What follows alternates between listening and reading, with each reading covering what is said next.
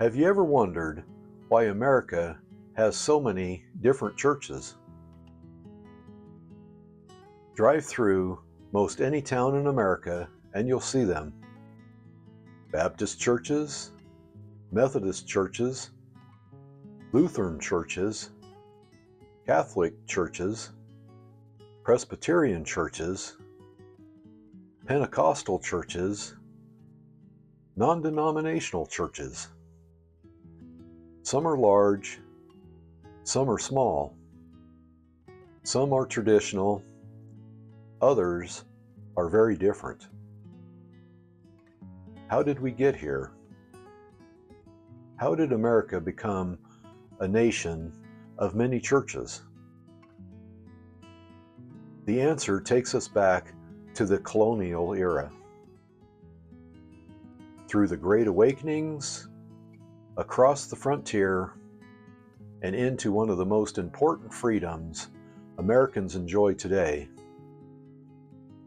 By the end of the story, we'll see how religious liberty helped shape not only America's churches, but America itself.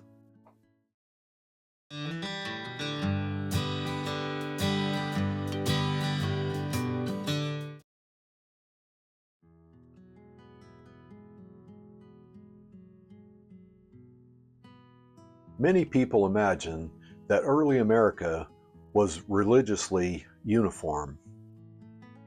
In reality, it never was. The colonies were settled by people from different nations, different traditions, and different beliefs. The Puritans dominated much of New England. Virginia was heavily Anglican. Pennsylvania became known for the Quakers. Maryland offered refuge to Catholics. Baptists could be found throughout the colonies. German immigrants brought Lutheran and Reformed traditions. Scots-Irish settlers brought Presbyterian churches. Even before the Revolution, America was becoming a patchwork of faiths. No single church united all 13 colonies. That fact would prove important when independence arrived.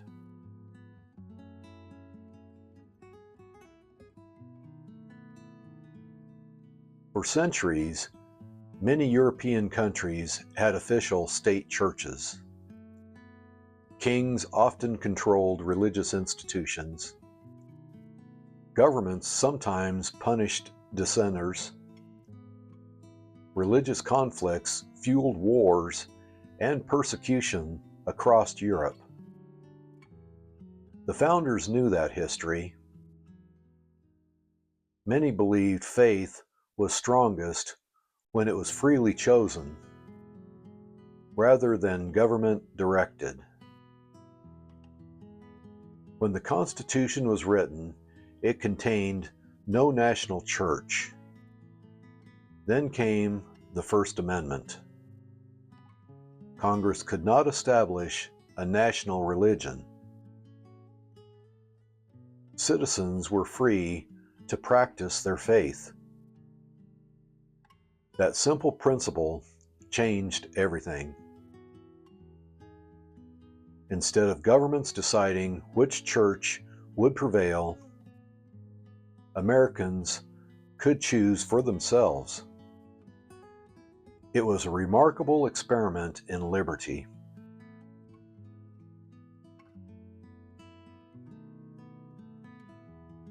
Religious freedom opened the door. The Great Awakenings blew the door wide open. The first Great Awakening swept through the colonies during the 1700s. The second Great Awakening followed after independence. Traveling preachers carried their message from town to town. Revival meetings filled churches, fields, and campgrounds. Ordinary Americans were encouraged to make a personal decision about faith. For many people, religion became less about tradition and more about personal conviction. Church membership exploded.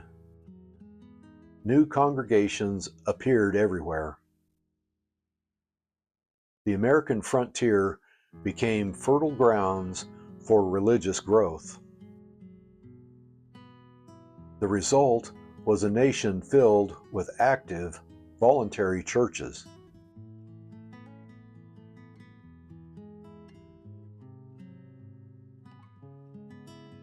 Once Americans were free to organize churches according to their beliefs, new denominations naturally emerged. Some differences were theological, some were cultural, some reflected immigration patterns, others reflected local needs on the frontier.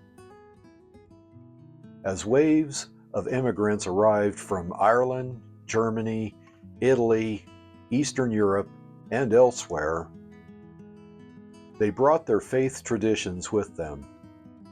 Catholic parishes grew, Orthodox congregations appeared, Jewish communities established synagogues. America became increasingly diverse. Yet, unlike many parts of the world, these groups generally operated under the same protection of religious liberty. People could worship according to conscience. That freedom encouraged both growth and innovation.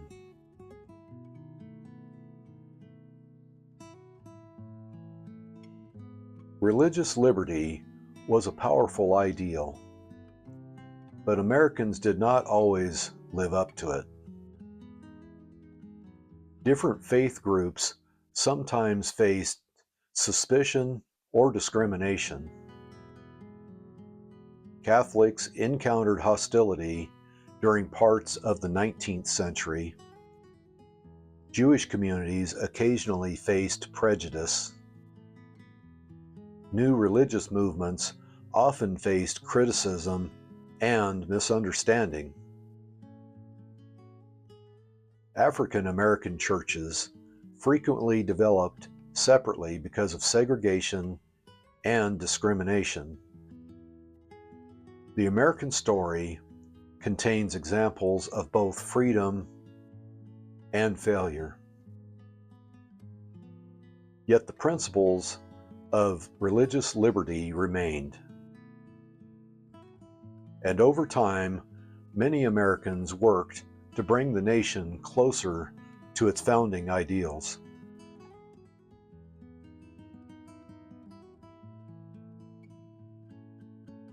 America's churches often differed in doctrine and worship, but they shared something important.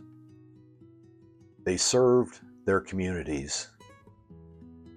Churches founded schools, hospitals, orphanages, charities, relief organizations, food ministries, mission programs.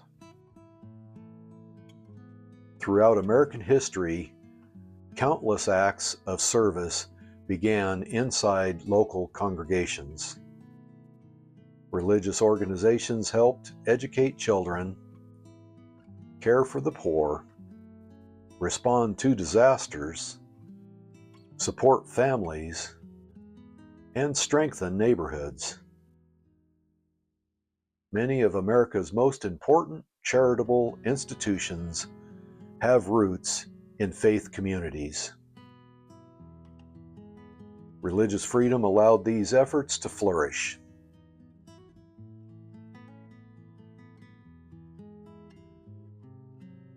Many nations have official churches. Others have governments that tightly regulate religion. America chose a different path. Faith remained important, but government generally stayed out of deciding which church should dominate. As a result, religious life grew from the choices of ordinary people, rather than government mandates. The outcome was one of the most religiously diverse societies in history. Thousands of congregations, hundreds of denominations, millions of Americans freely practicing their faith. It's not a perfect system, but it remains one of the most successful experiments in religious liberty the world has ever seen.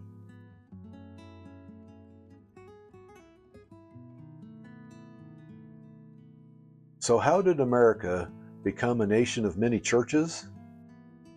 The answer is freedom. Freedom protected by the Constitution. Freedom energized by the Great Awakenings. Freedom strengthened by immigration. Freedom expressed through voluntary faith and community service. The result was not religious uniformity, it was religious liberty. And for more than 2 centuries, that liberty has allowed Americans to worship according to conscience, build communities of faith, and contribute to the common good. It's one of the reasons America's story remains unique. And it's one more reminder that understanding our history helps us better understand who we are today. Thanks for watching, Patriot Hippie. If you enjoyed this video, please give it a like. Subscribe to Patriot Hippie. It's free. And share it with your friends. Until next time, peace, freedom, and the American story.